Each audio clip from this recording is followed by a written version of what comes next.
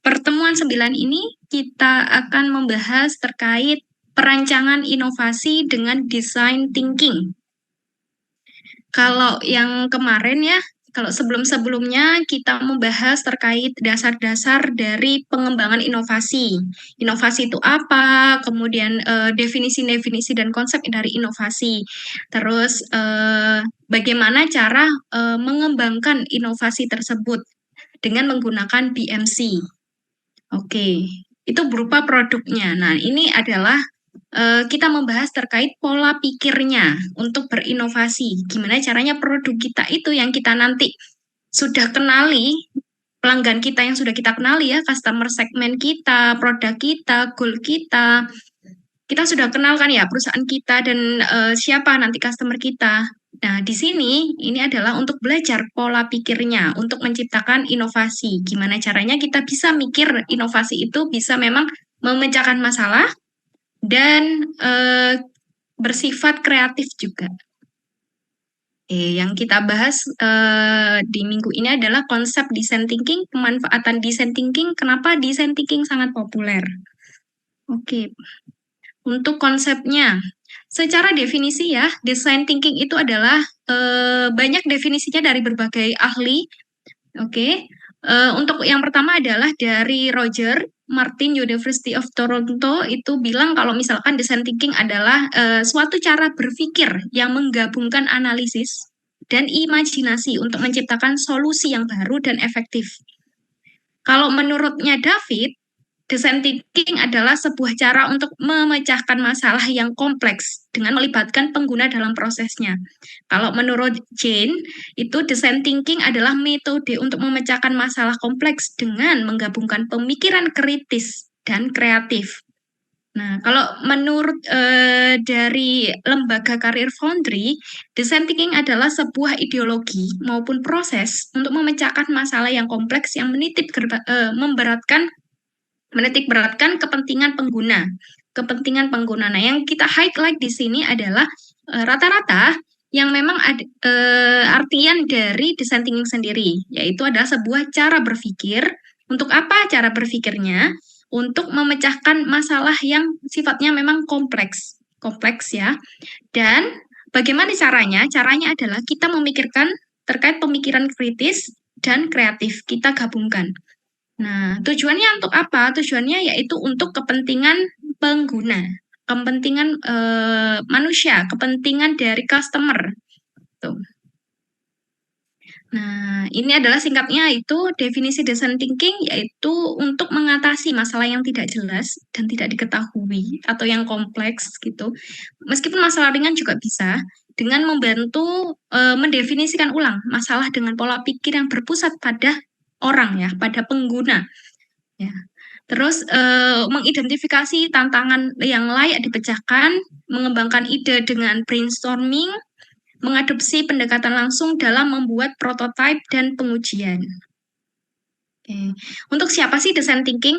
Kalau dari definisinya ya, dari namanya pun ya, design thinking. Apakah dia untuk desainer atau orang-orang desain-desain?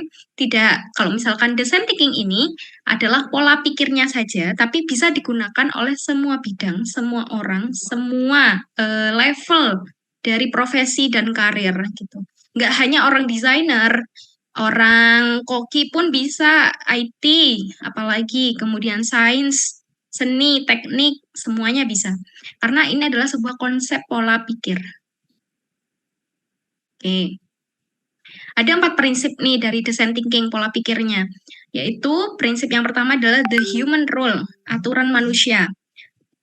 Bagaimanapun konteksnya ya, semua aktivitas desain, pengembangan, itu bersifatnya itu sosial. Dan sosial itu kembali ke sudut pandang yang berpusat pada manusia.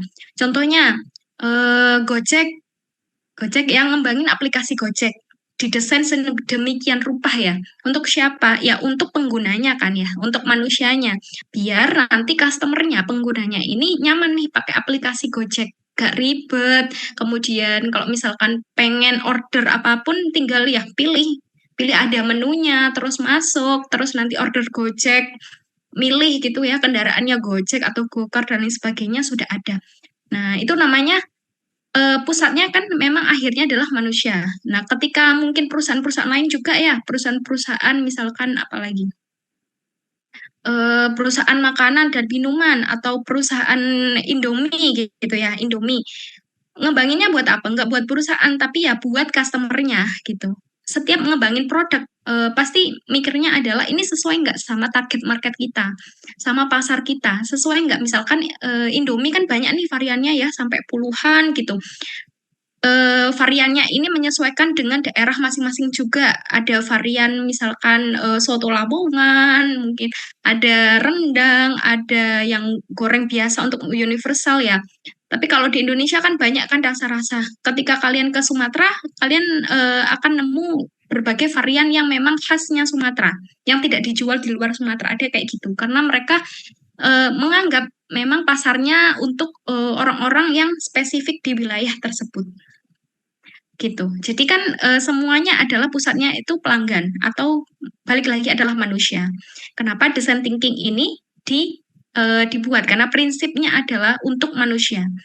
Kita mengembangkan pola pikir ini juga awal mikirnya adalah kita harus berempati, memikirkan apakah ini bermanfaat untuk manusia, gitu ya. Kedua adalah the ambiguity role.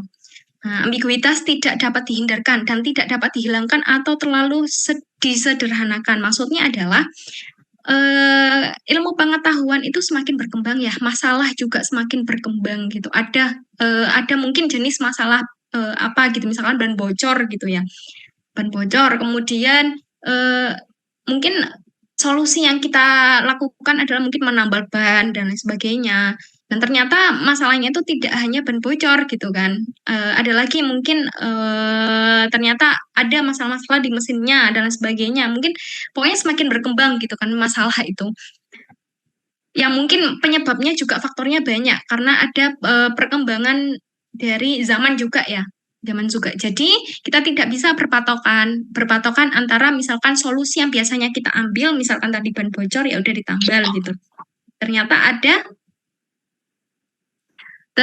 ada hal lain gitu kan ya, ada hal lain gitu. Mungkin di apa mesinnya atau apa gitu kan ya. Oke, sehingga kita tidak boleh untuk melimit atau membatasi pengetahuan kita. Kita harus luas, open-minded untuk mempelajari sesuatu yang baru dan mencoba solusi yang lain. Karena setiap hari masalah itu bisa jadi bisa benar, bisa tidak gitu kan. Kita menggunakan misalkan untuk masalah ini solusi A biasanya kita gunakan itu. Ternyata ternyata ada faktor lain yang tidak kita ketahui, ternyata bisa lebih sesuai gitu ya, tepat gitu kan. Jadinya kita bisa menggunakan itu. Nah, itu ambiguitas. Kemudian ketiga adalah all design is redesign. Semua desain itu adalah desain ulang atau redesign. Karena ya, sementara teknologi dan keadaan sosial ini dapat berubah dan berkembang, kebutuhan dasar manusia tetap tidak berubah. Kami pada dasarnya hanya mendesain ulang sarana untuk memenuhi kebutuhan ini atau mencapai hasil yang diinginkan. Nah, kalau misalkan Mia minggu lalu kita mention nih, kalau misalkan desain televisi ya, kalau dulu televisinya bentuk tabung, terus hitam putih. Nah, dari situ kan kita nggak mungkin stuck kan. Ilmu pengetahuan, kebutuhan, kemudian zaman juga semakin berkembang. Jadinya kita dari awal barang tersebut kita desain ulang, kita buat lagi, kita buat lagi. Nah, itu dalam bentuk barang ya, kalau dalam bentuk mungkin solusi gitu, solusi kehidupan gitu misalkan contohnya. Mungkin kita bisa tadi ya menggunakan mungkin pemecahan masalah, kalau misalkan nih kita salah kepada orang, menyinggung orang, kita bisa minta maaf misalkan contohnya. Mungkin nanti kita tidak hanya cuma kata-kata minta maaf, tapi kita butuhkan yang lain gitu. Misalkan pas minta maaf kita kasih duit dia gitu. Bisa jadi kayak gitu. Tergantung dari kebutuhan masa depan contohnya. Nah, jadi tidak ada yang semuanya itu hasil dari kombinasi, redesign, desain ulang. Even di dunia makanan pun ya, dunia makanan. Mungkin kalau dulu kita mungkin zaman dulu ya kenalnya mungkin nasi putih ya. Udah nasi putih. Nah, sekarang berkembang jadi nasi goreng, nasi biryani gitu ya dikasih bumbu-bumbu dan lain sebagainya. Itu kan bentuk dari redesign kan, desain ulang dan disesuaikan dengan selera orang-orang eh zaman sekarang gitu. Itu kalau misalnya contohnya masakan dan banyak hal lainnya, tidak hanya bentuk barang ya, tidak hanya bentuk jasa, tapi bentuk kehidupan juga. Kemudian the tangibility rule, aturan nyata, tangible. Yaitu kita membuat ide menjadi nyata dalam bentuk prototipe, memungkinkan desainer untuk mengkomunikasikannya secara lebih efektif. Jadi kalau kita punya ide, kita punya solusi, kalau bisa kita gambarkan. Itu solusinya. Kalau bentuknya barang, ya kita gambarkanlah sebuah barang ya, sebuah prototipe barang atau kayak desain awal lah. Kalau bentuknya mungkin jasa atau bentuknya adalah solusi berupa apa ya, proses atau apa ya, kita bentuklah flowchart gitu, flowchart alur prosesnya, kita gambarkan mind map dan lain sebagainya itu bisa. Nah, ini adalah prinsip design thinking. Nanti pasti digambarkan, pasti idenya luas, pasti bentuk dari redesign yang sudah ada sama berpusat pada manusia. Prinsip dari design thinking. Nah, untuk design thinking sendiri apa sih prosesnya gitu? Nah, design thinking ini prosesnya iteratif dan non-linear, tidak ini kan ada 5 kan ya, empathize, define, ideate, prototype, dan test. Nah, ini tuh nggak harus kayak habis empathize langsung define, urut, ini tidak bisa balik lagi. Kalau design thinking itu misalkan nih kita dari prototype gitu, kita balik ke empathize gitu ya, atau define, atau empatis, sorry, kok empathize, empatis empatis. Kemudian kalau empatis ini adalah proses di mana kita memahami masalah kita apa saja masalahnya, atau mengenal pengguna kita itu apa, tantangan mereka apa, masalahnya apa gitu. Jadi ini tuh awal pengenalan, penelitian awal empatis, berempati dengan pengguna kita, dengan masalahnya. Kemudian lanjut ke proses define. Define ini menentukan dari masalah-masalah yang kita list, kebutuhan-kebutuhan yang kita list, kita tentukan, oh mana nih yang memang masalahnya itu prioritas, yang penting untuk segera diselesaikan, untuk segera dicari solusinya. Nah, kalau sudah ditentukan ya fokusannya di mana, masalahnya yang ingin diselesaikan dulu, kita tahap ideate. Nah, ideate ini adalah tahap mengembangkan solusinya. Nah, solusi-solusinya apa untuk bisa mengatasi permasalahan tersebut. Nah, biasanya solusinya ini dibuat banyak. Jadi tidak cuma satu solusi, misalkan nih kita suka bangun telat untuk kuliah misalkan. Nah, empatisnya adalah kita mengenal diri kita. Contohnya, kita mengenal diri kita. Kita suka begadang, kita suka bangun telat, terus terlambat kuliah, dan lain sebagainya. Kemudian kita tentukan dari faktor-faktor tersebut, apa nih fokusannya, gitu kan. Masalah utamanya, yaitu yang pertama adalah kita mungkin susah tidur, gitu. Susah tidur. Kemudian dari sini kita fokuskan ya, masalah utamanya kita susah tidur, sehingga begadang, sehingga tidurnya itu mungkin mendekati subuh, jadi bangunnya telat. Kemudian kita mengembangkan solusinya, ideate, dengan pemikiran out the box gitu ya, out of the box, tentang solusi dan sudut pandang gitu, berbagai sudut pandang. Nah, gimana caranya kita bisa bangunnya on time, kita bisa jadi morning person, kita tidak insomnia lagi, kita kembangkan solusi. Misalkan tadi kan kita fokusannya ya sudah ya masalahnya tadi insomnia gitu ya, suka tidur telat. Berarti solusinya ada yang pertama mungkin menjaga kesehatan gitu kan, menjaga kesehatan. Terus mungkin yang kedua mencoba untuk menghindari gadget sebelum tidur, atau yang ketiga kita coba mungkin kalau misalkan kita kalau membaca sesuatu itu kita jadi ngantuk gitu ya. Kita buat baca buku atau kita buat belajar, jadinya kita ngantuk. Terus banyak banyak hal yang mungkin tidak harus misalkan nih kita susah tidur terus kita solusinya adalah ya tidur lebih awal, tidak harus kayak gitu. Jadi banyak ide-ide yang bisa kita kembangkan. Nah, dari sini nanti kita uji idenya. Mana nih ide-ide yang paling efektif di diri kita. Apakah kita mungkin dari asupan protein dan seratnya yang mungkin ya bisa jadi yang membuat kita itu insomnia, susah tidur, atau mungkin dari kita karena sebelum tidur ya kita suka pakai HP-an gitu ya, mungkin HP-an, gadgetan dan lain sebagainya sehingga membuat kita itu kayak molor gitu. Dopamin kita itu naik, kita merasa kayak seneng gitu, jadinya kita nggak ngantuk. Terus apakah faktor-faktor lain? Kita uji mana yang lebih efektif. Nah, dari ide-ide tersebut, kita kembangkan solusinya, prototipe. Menciptakan sesuatu yang nyata, kemudian dapat dicoba oleh pengguna. Kalau tadi kan ya, mungkin caranya simple ya, kita langsung praktekkan aja satu-satu gitu. Kalau kalau ini bentuknya barang, kalau prototipe adalah kita gambar dulu barangnya. Kita gambar dulu dalam bentuk miniatur gitu istilahnya. Kalau barang ya, kalau aplikasi kita gambarkan dalam bentuk UI, user interface-nya. Kemudian kalau sudah kita tes di diri kita mana yang memang banyak dari solusi tersebut yang sesuai atau solusi yang kita pilih salah satunya ya. Misalkan kita sudah pilih salah satu, apakah itu memang berkelanjutan bagi kita ataukah ternyata setelah kita tes ya kita tes mungkin efektif 1-2 kali gitu misalkan kita tidak menggunakan gadget ya terus ternyata setelah 3 hari kok masih gitu masih insomnia gitu terus kita bisa balik lagi ke metode empatis atau kita balik lagi ke define apakah kita salah menentukan faktornya atau kita salah menentukan solusinya gitu. Kita bisa evaluasi lagi. Jadi sifatnya tuh iteratif. Tidak harus berurutan 1, 2, 3, 4 gitu.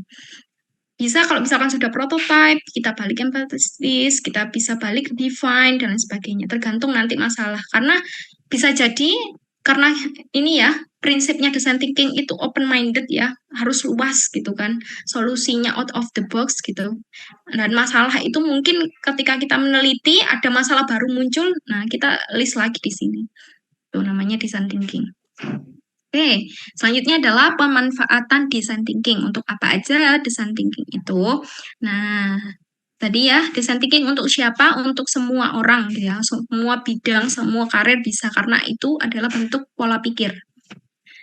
Kalau di industri healthcare, ya, menggunakan konsep juga design thinking, namanya DocDis, desainer mesin pencitraan medis. Dia itu ngembangin alat-alat medis gitu ya dari General Electric atau GE Healthcare.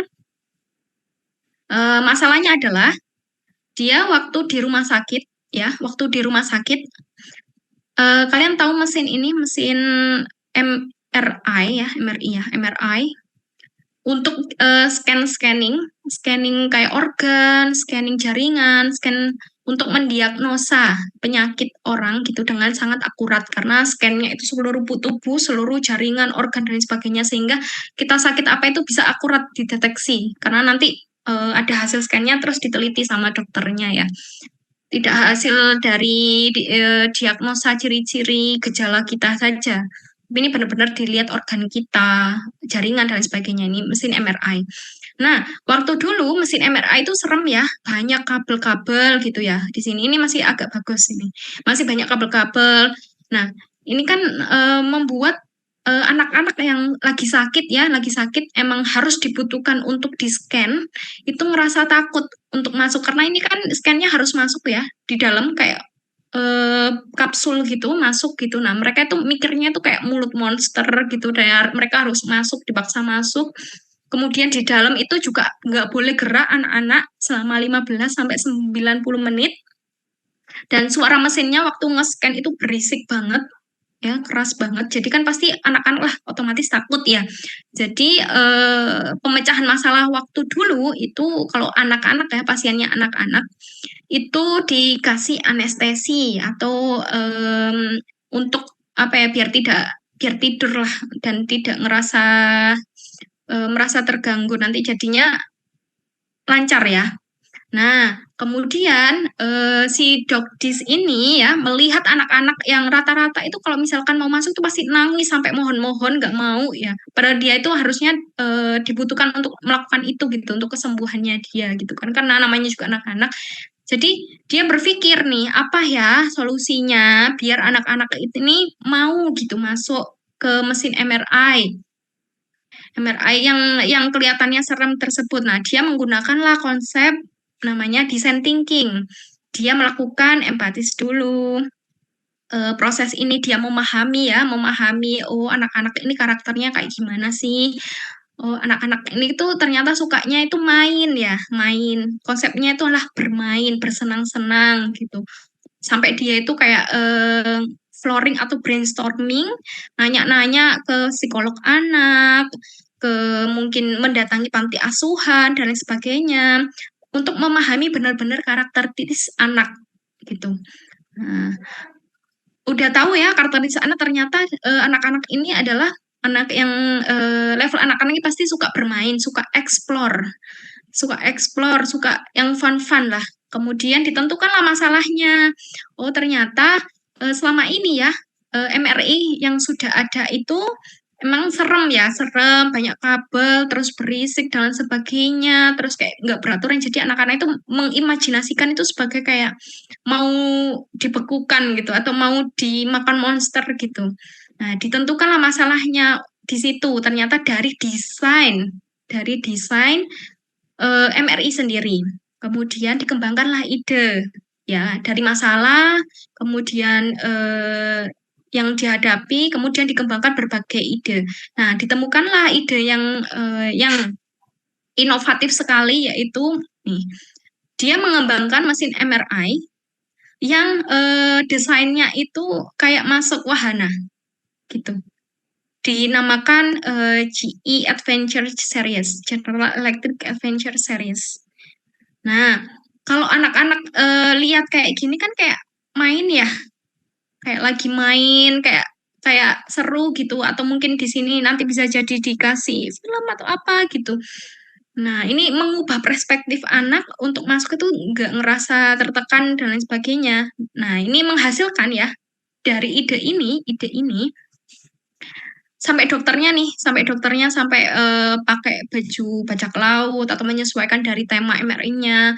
Nah, hasil yang didapatkan dari ide ini, dari konsep design thinking yang diterapkan Dokdis ini, rumah sakit yang menerapkan konsepnya dia itu meningkatkan pasien yang ingin melakukan MRI, meningkatkan pendapatan dan menurunkan nih dari 80% menjadi 20%. Skor kepuasan pasien naik juga sampai 90%, menurunkan kebutuhan anestesi. Jadi anak-anak ini nggak butuh anestesi lagi gitu, karena mereka kalau dulu ya butuh anestesi biar ya udah nurut aja terus tidur terus nggak kerasa di scan gitu. Mereka sampai nggak mau di anestesi juga karena ngelihat funnya eh, desainnya gitu kan. Jadi kan biaya anestesi berkurang. Kemudian sampai ya pada puncaknya adalah anak-anak itu sampai ketagihan, besok boleh MRI lagi nggak gitu. Itu berarti kan saking berhasilnya ya desain tersebut yang diterapkan. Nah, kalau misalkan tidak pakai design thinking ya, kita tidak open out of the box gitu, kita tidak open minded, terus kita cuma ngasih solusi yang sudah ada kan ya karena yang sudah ada itu ya kalau anak-anak riwah gitu ya udah di anestesi aja gitu kan yang sudah ada. Tapi kalau design thinking itu nggak boleh kayak gitu. Itu harus benar-benar memahami orangnya, masalahnya. Kemudian apa ya solusinya yang kreatif. Nah, ini dan manfaatnya jadinya banyak dan si Dokdis ini ya dia kan punya perusahaan yang pengembangan alat medis ya jadi laris gitu alat medisnya. Oke, selanjutnya juga ini di industri layanan streaming Netflix ya pasti sebagian besar kalian itu juga pengguna Netflix. Nah, kalau dulu Netflix itu pada tahun 99 dia itu layanannya cuma kalau ada film terbit ya dia itu ngirim ke email bentuk DVD-nya, bentuk apa videonya, streamingnya videonya tapi lewat email atau nanti bisa dikirim bentuk DVD ke rumah orang-orang. Nah, terus makinnya berkembang, ada pesaing yang dia itu punya layanan namanya ya streaming dari pesaing. Nah, dari situ kan mikir kan ya, buat apa orang-orang pakai Netflix kalau misalkan sudah ada streaming yang nggak pakai nunggu gitu. Jadinya lah si Netflix ini berkembang. Dia menggunakan juga konsep design thinking. Dia memahami masalahnya apa, kemudian pelanggannya ini siapa, masalah dari pelanggan ini apa. Nah, dia tahu kan ya pelanggannya adalah mungkin suka yang nonton film-film, terus mungkin orang-orang yang suka melihat mungkin reviewnya dulu, atau mungkin orang-orang yang suka lihat review film dulu. Jadi dia itu mengembangkan sesuai dengan kebutuhan. Sampai sekarang Netflix itu menjadi salah satu eh, layanan streaming terbaik ya di dunia gitu. Karena dia terus berkembang, dia terus memahami customernya siapa, customernya butuh apa, empati dengan customernya dan menyesuaikan kebutuhan dari mereka gitu. Ini fitur-fiturnya. Oke, jadi bagaimana sih design thinking ini membuat tim dalam suatu perusahaan ya, dalam suatu mengembangkan produk yang lebih baik. Dalam level perusahaan ya, kalau desainer pasti dia bisa mendapatkan pemahaman tentang kebiasaan, perilaku, frustasi, kebutuhan, keinginan dari pengguna. Ini penting ya desainer ya. Meskipun kalian desain, misalkan dari kalian UI designer kalau di IT, user interface designer. Oke, kalau di IT namanya itu tuh butuh butuh banget kita memahami juga karakter dari target pasar kita. Kayak kemarin kita sudah di PMC ya, kita pahami customer segmen kita siapa, demografinya di mana, kayak pendidikannya, lokasinya di mana saja, karena tiap mungkin lokasi, tiap tingkat pendidikan, tiap usia itu beda-beda karakter. Jadi dia harus memahami. Nah, kalau di IT itu ada juga namanya UX designer atau UX research. Nah, itu biasanya tidak hanya dari orang IT ya. Biasanya mereka malah ngambilnya dari orang psikolog gitu. Tapi masuk ke startup IT.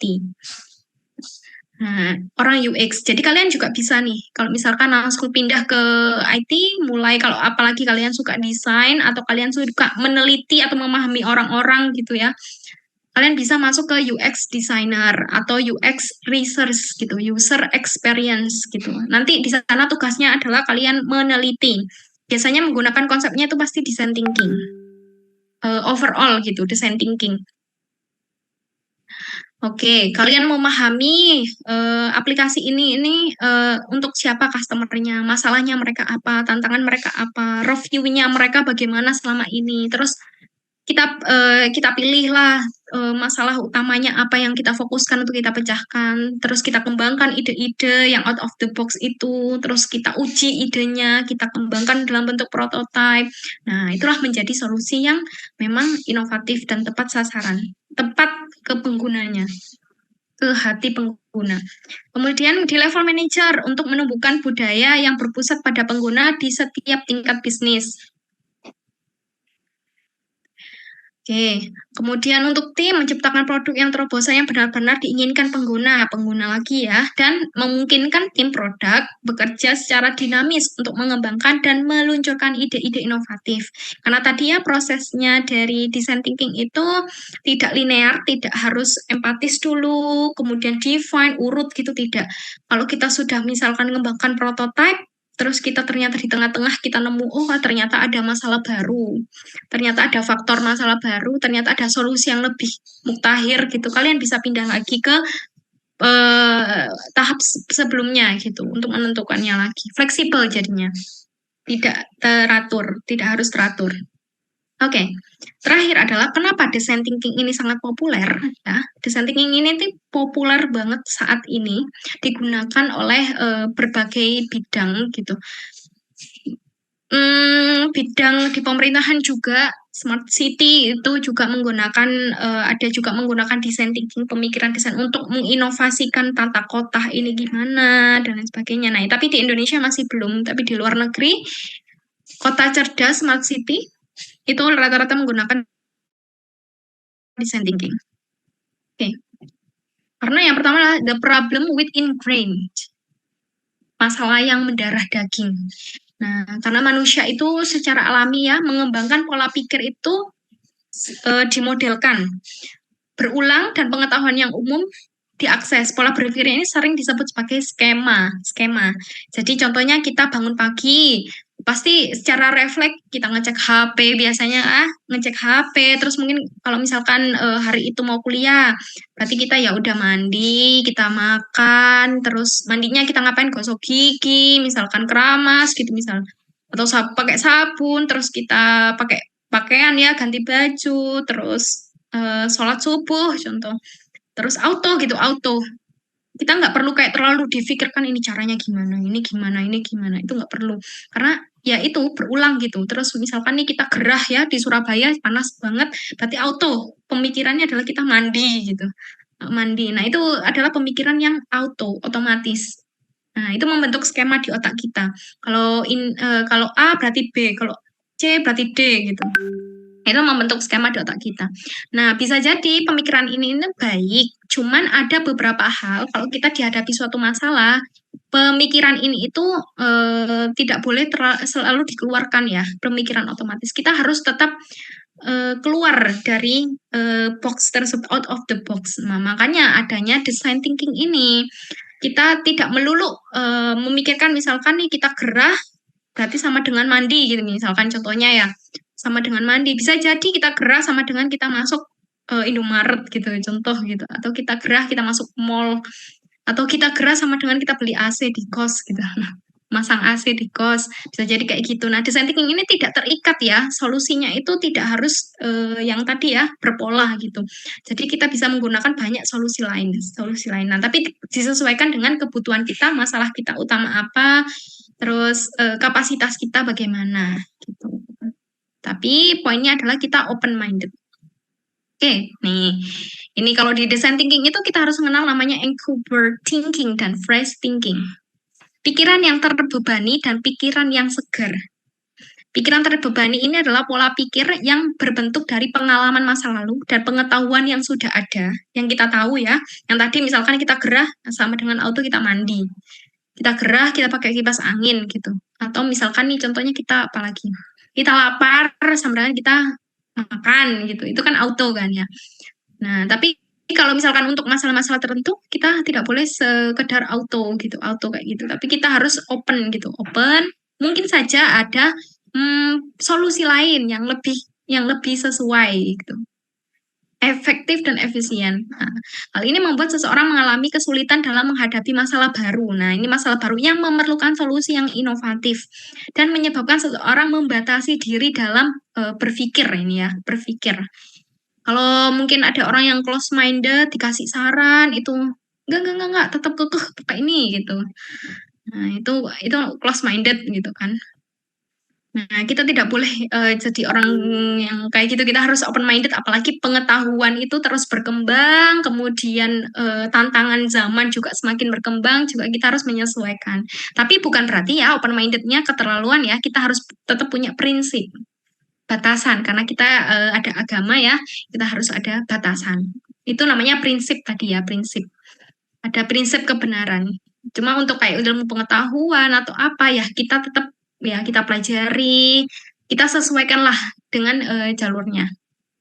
Oke, kemudian bedanya adalah pikiran yang segar atau fresh thinking itu tidak terikat pada pengalaman masa lalu dan dapat melihat masalah dari sudut pandang yang berbeda. Brainstorming seringkali dihasilkan melalui teknik-teknik yang seperti ya ini ya, brainstorming, mengamati pengguna dan melakukan eksperimen. Jadi dia mungkin tidak melulu misalkan contoh apa ya yang lebih kompleks ya. Contohnya kalau misalkan kalian bayar SPP mungkin permasalahannya adalah ya minta orang tua gitu kan. Solusinya adalah minta orang tua gitu. Kalau kalian mungkin pengen nih punya penghasilan sendiri, bayar SPP sendiri gitu. Nah, kalian mungkin ngasih solusi apa ya, kemampuanku ini apa, terus kemudian masalahku di mana, nggak pengen membebani orang tua misalkan, atau orang tua juga mungkin mepet-mepet jadinya kalau misalkan bayarin kita kuliah gitu kan. Itu kan masalahnya ya, empatis. Kita tahu targetnya adalah diri kita dan orang tua kita. Kita mengenal diri kita empatis ya. Oke, kita tahu batasan kita, tujuan kita, terus kita Lanjut ke tahap yang selanjutnya itu di define, kita menentukan permasalahan utamanya adalah untuk membayar SPP gitu misalkan dan lain sebagainya kita turunkan ya yang lain-lain contohnya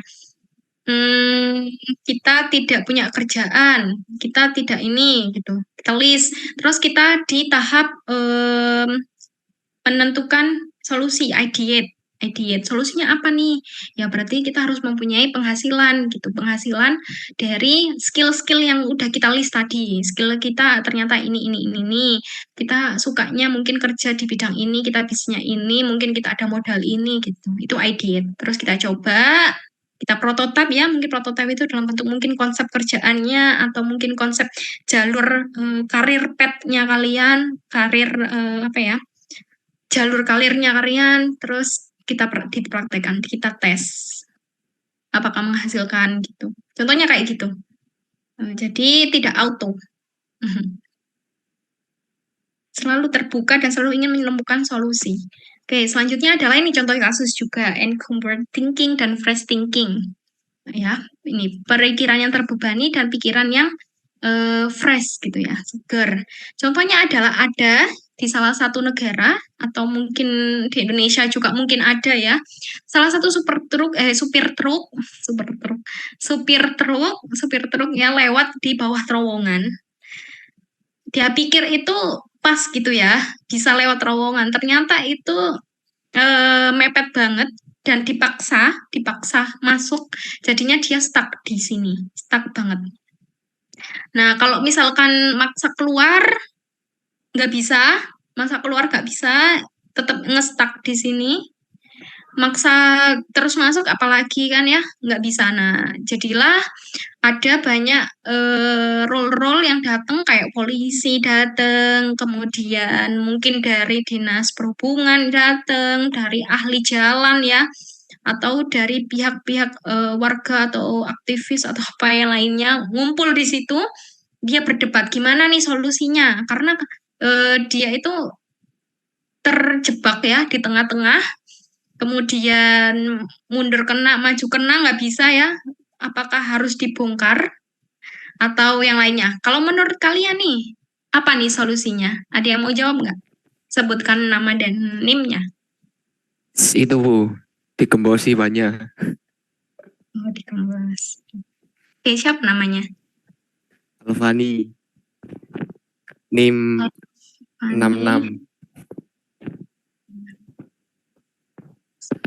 Oke. Ada yang lain? Ada yang lain? Dilepasin Bu, banyak Bu. Banyak dilepasin. Oke. Siapa namanya? Daniel, NIM 065. 61. Nggak weban. 061? 65 Bu. 065. Daniel 065. Oke. Ya, selanjutnya ada yang mengusulkan apa nih solusinya? Bisa keluar. Tidak. Siapa namanya? Liza. Liza Saka NIM 45. Oke. Ada lain? Oke, tidak ada. Tadi apa Bu? Bisa diulang lagi Bu? Tutup. Cukup Bu, cukup Bu. Cukup.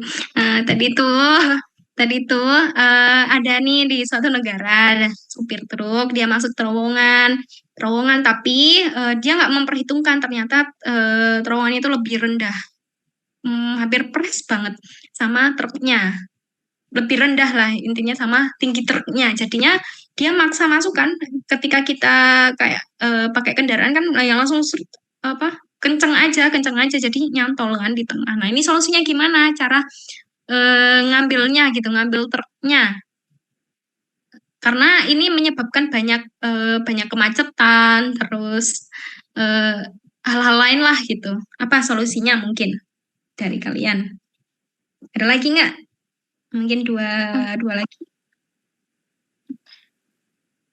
Di sana ada damkar nggak Bu?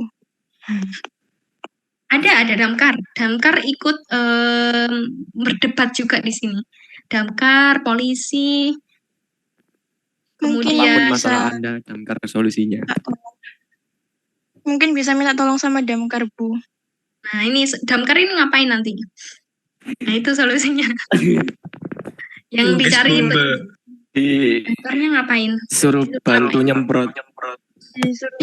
Nyemprot, nyemprot biar licin gitu. Oke, nggak ada. Dibakar, Ibu. Oh, dibakar. Nah, oke, jadi Kotaknya diturunin, Bu. Itunya. apanya? Apa itu? Kotak yang di atas truknya itu. Nggak tahu apa Box, itu Bu. namanya. Box. Box ya. Atau enggak itunya kalau didorong itu masih nggak bisa ya, Bu? Kok Nggak Esro. bisa. Pokoknya stuck, pokoknya di tengah itu stuck pokoknya. Kalau benar-benar ditarik semuanya rubuh. Jembatannya rubuh. Hidungani ya. Membahayakan juga sama si supir. Ketimpa. Udah. Tadi siapa? Direlakan untuk dibiarin penyok, Bu? Jadi dipaksain Iya. keluar. Alinfa NIM 61, tinggal Bu. kan. 61. Ya, bisa di... Rizka, NIM 037. Tadi yang jawab apa Rizka tadi? Rizka. Panggil Damkar, Bu, solusinya. Oh. Oke, kita bahas ya. Berapa Rizka tadi? 037, Bu. Kita Saya 060, Bu. siapa? Alinfa 060. Oh, 060. Ibu nggak bengok. Oke. Oke, kita bahas satu-satu ya. Tadi kan Iriska bilang kalau misalkan ngemanggil Damkar, nah, masalahnya Damkar juga nggak tahu solusinya apa. Karena yang ditanyain adalah solusinya apa gitu. Damkar ini ikut berdebat sama polisi, sama dinas, sama supir truknya ya, sama semuanya ya. Tapi mereka itu berjam-jam cuma berdebat gitu. Enaknya apa gitu. Nah, terus tadi Alinfa bilang dipaksa aja ya biar penyok. Nah, kalau ini nih ilustrasinya sebenarnya tuh dia di tengah-tengah ya. Ini ilustrasi lain. Dia di tengah-tengah. Jadi kalau misalkan dibiarkan penyok, supirnya juga penyok nih. Supirnya juga bahaya kan di supirnya gitu. Karena kalau dipaksa nanti mungkin ngaruh di badan jembatannya jatuh atau apa gitu. Nah, terus tadi Lisa Saka, tadi jawabannya apa ya Lisa tadi? Diambil ini ya kotaknya ya? Diderek pakai mobil derek. Oh ya, diderek juga. Kalau diderek itu juga nggak bisa, sama aja maksa ini ya, maksa jembatannya. Nah, terus kalau Daniel tadi ngambil ban. Ya, Ambil ban kan otomatis ke bawah sih. Nah itu oke. boxnya diambil. Oke, bisa jadi kalau Daniel sama Liza digabung mungkin bisa ya ngambil bannya. Ngambil ban terus diderek mungkin bisa. Oke, tapi yang paling tepat adalah ternyata solusinya adalah yang dijawab oleh Alfani, yaitu digembosin. Digembosin dikit, terus baru bisa lewat gitu solusinya. Dari ceritanya ini. Nah, ini solusinya yang mikir siapa? Yang mikir adalah anak-anak kecil lewat gitu ya. Melihat ya, mungkin melihat orang damkar, orang dari dinas mungkin ya, dinas atau pemerintahan setempat yang mengurus lalu lintas, polisi, terus mungkin orang-orang dewasa lainnya, mereka berdebat para ahli gitu yang mikirnya apa nih di daerah di ini di tapi cuma debat aja gitu kan, debat aja. Soalnya mereka mikirnya adalah encumbered thinking atau pemikiran yang otomatis atau berskema gitu kan. Kalau nyandet ya udah diderek aja atau apa gitu. Tapi dampaknya kan ada dampak kan. Mungkin nanti berakibat nanti ininya runtuh atau nanti akibatnya nanti masalah nanti bahaya ya di supirnya atau apa gitu kan masih ada masalah. Nah, ternyata lewat lah ada anak-anak kecil gitu ya. Dia ngasih usul kenapa nggak digembosin aja dikit gitu, digembos-gembos gitu. Terus lewat gitu. Nah, ternyata pas dicoba ternyata bisa gitu, lancar gitu. Dan truknya bisa lewat. Ini adalah yang anak kecil itu mungkin ternyata punya pemikiran yang fresh gitu kan ya, dia out of the box, dia mungkin nggak tahu aturan kayak harus apa gitu kan ya, namanya juga anak-anak ya harus apa prosedurnya gitu, tapi dia yang mikir aja kreatif gitu. Nah ternyata itu yang malah berguna gitu. Nah, itu yang disebut namanya fresh thinking. Jadi kita sebagai mungkin orang dewasa ya, kita mungkin lebih dewasa, mungkin kita harus jadi pendengar yang baik. Kita harus menghargai banyak orang, meskipun dia mungkin ya lebih muda, mungkin anak kecil ya, anak kecil yang bilang atau mungkin ngasih nasihat ke kita atau ngasih apa, kita tidak boleh lihat orangnya, kita lihat kata-katanya gitu kan. Kalau di agama kita kan gitu. Jadi itu kenapa kita harus open minded, punya pikiran yang fresh thinking, tidak boleh membatasi diri kita. Bisa jadi ada solusi yang kelihatannya nggak masuk akal tapi bisa masuk akal gitu. Kan nanti juga diuji kan, kita kembangin kan. Oh cocok apa enggak ya? Oh ternyata cocok nih gitu. Kalau cocok ya udah digunakan. Oke, selanjutnya adalah kenapa juga design thinking ini populer? Karena design thinking ini tadi ya outside the box thinking. Oke, pemikirannya itu out of the box gitu. Kita nggak ada batasan. Kita mikir solusi apa gitu, yang kreatif, yang nyeleneh, terserah gitu. Terserah. Pokoknya solusi tersebut itu nantinya kita uji cocok, berarti ya itu solusinya. Kita nggak harus batasin prosedur yang bagaimana-bagaimana. Oke. Contoh ini, design thinking membantu orang berpikir secara berbeda dan dari perspektif baru. Orang yang menggunakan metodologi ini mengembangkan kemampuan untuk pikiran yang selesaikan masalah dengan cara yang berbeda dan metode yang paling umum, tantang asumsi, meningkatkan produk, layanan proses, menganalisis dan memahami interaksi antara pengguna dan produk, mempertanyakan kondisi masalahnya. Karena design thinking tadi ya di tahap empatis gitu, kita berempati, pengguna siapa, masalah utamanya apa, terus solusinya apa, kita mengembangkan berbagai solusi yang inovatif, yang out of the box, yang mungkin tapi nanti kalau misalkan kita pilih solusinya ya itu memang udah teruji. Tadi kan ada tahap tes ya, teruji memang oh ternyata cocoknya yang ini gitu. Nah, ini design thinking. Makanya kenapa dia populer, karena dia tidak ada batasan. Oke, selanjutnya adalah manfaat dari design thinking. Yang pertama, menciptakan solusi yang terfokus pada pengguna. Kemudian mempercepat pengembangan solusi. Oke, pengembangan solusi, karena kita sudah to the point ya. Oh, masalahnya ini, solusinya ini, gitu. Ya udah kita tes aja, gitu. Ini cocok apa enggak, sesuai apa enggak. Terus jadilah problem solve. Kemudian mengurangi risiko karena kita benar-benar meneliti ya. Karena tujuan kita apapun ya, kita kembangkan produk, kita kembangkan jasa dan sebagainya kan pasti nilainya manusia. Jadi dari awal niatnya adalah manusia ya, sosial. Karena endingnya juga untuk sosial. Jadi dari awal kita meneliti, kita niatkan, kita perencanaan ya, memahami dari aspek ya manusianya, penggunanya. Terus kemudian masalah utamanya apa, terus dikembangkan solusinya, kemudian dites. Jadi resikonya berkurang. Resiko untuk kayak solusi ini ternyata tidak sesuai, ternyata resiko ini itu menghabiskan dana, atau mungkin resiko ini tidak pas gitu, mengurangi hal ini karena kita sudah benar-benar merencanakan dengan baik. Kemudian meningkatkan kolaborasi dan kreativitas. Karena design thinking tidak hanya mengambil dari satu sudut pandang kita. Kita bisa sudut pandang internet, browsing dulu, atau sudut pandang teman kita, sudut pandang orang tua, sudut pandang siapapun. Nah, nanti kita sesuaikan dengan masalah kita, kebutuhan kita. Kemudian memperkuat keberlanjutan, karena sudah sesuai ya dengan apa yang menjawab masalah tersebut. Sehingga bisa keberlanjutan, memiliki nilai keberlanjutan, bisa digunakan terus. Oke, selanjutnya adalah kenapa design thinking populer? Karena dia untuk setiap orang.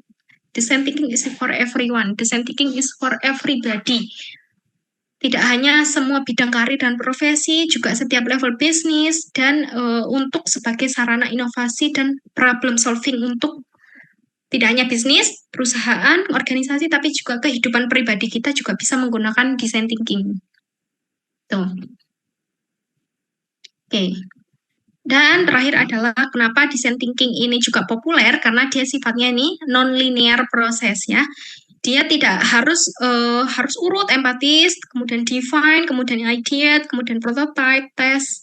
Tidak harus. Kalau misalkan kita sudah menemukan solusi, misalkan kita solusinya ini, ternyata yang kita definisikan masalahnya ada lagi gitu. Ternyata ada masalah semakin lambatnya waktu gitu. Oh, ternyata ada masalah ini ya. Ternyata ada ini ya, berarti solusinya mungkin kita kembangkan lagi ini. Kita balik lagi ke tahap ini, boleh. Tuh. Atau kita sudah tes nih, kita sudah menguji tadi ya, menguji ide kita, solusi kita. Oh, ternyata tidak begitu cocok ya waktu kita tes ya, tidak begitu bisa menghasilkan ya. Oh, berarti mungkin ada faktor-faktor lain yang perlu kita pertimbangkan, yang perlu kita analisa, yang perlu kita evaluasi. Berarti kembali lagi di empatis gitu. Kita memahami lagi diri kita, memahami pengguna, memahami batasan kita dan lain sebagainya. Oke, boleh kayak gitu. Ini namanya design thinking. Fleksibel, dinamis. Oke. Ternyata sudah selesai. Oh, absennya belum saya kirim ya. Oke, sambil kalian absen di meeting chat, bisa dilihat ada yang ditanyakan.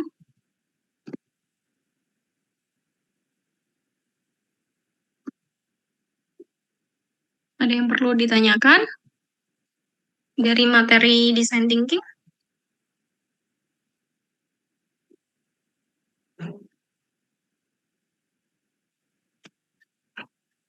Ada pertanyaan? Enggak, Bu. Tidak? Oke, yang lain tidak? Kalau misalkan tidak ada, jangan lupa absen ya, sama absennya sama kayak kemarin. Oh iya, kalau kayaknya saya belum ngasih tahu atau sudah ya. Nanti tanggal 31 hari Rabu sudah diambil ahli ya. Nanti gantian sama Bu Yunita sampai UAS gitu. Jadi kita pertemuannya tinggal 2 minggu lagi. 2 kali lagi. Oke. Untuk nilainya kalian perlu di-share nggak? Di-share jadi satu gitu nggak? Di grup. Jadi teman-teman lain jadi tahu. Perlu nggak? Boleh. Boleh. Boleh, Bu. Nggak apa-apa. Boleh. Boleh, Bu. Boleh. Terserah Oke. Ibu. Oke, nanti nunggu yang lain aja, nunggu kelas lain juga di share-nya bareng-bareng. Oke, baik. Kalau tidak ada lagi pertanyaan, jangan lupa absen. Nanti kita ketemu lagi minggu depan dan sampai minggu depannya lagi akhir Mei nanti diganti lagi dengan Bu Yunita. Insya Allah. Ya. Oke, wabillahi taufiq wal hidayah. Wassalamualaikum warahmatullahi wabarakatuh. Terima kasih teman-teman. Waalaikumsalam warahmatullahi wabarakatuh. Sama-sama. Warahmatullahi wabarakatuh. Terima kasih, Bu. Hati-hati Ibu. Sehat selalu. Oke. Sama-sama Alkil. Sehat selalu Ibu. Ya, sehat selalu juga ya. Kalian juga semangat kuliahnya. Sehat selalu, Mas Kon.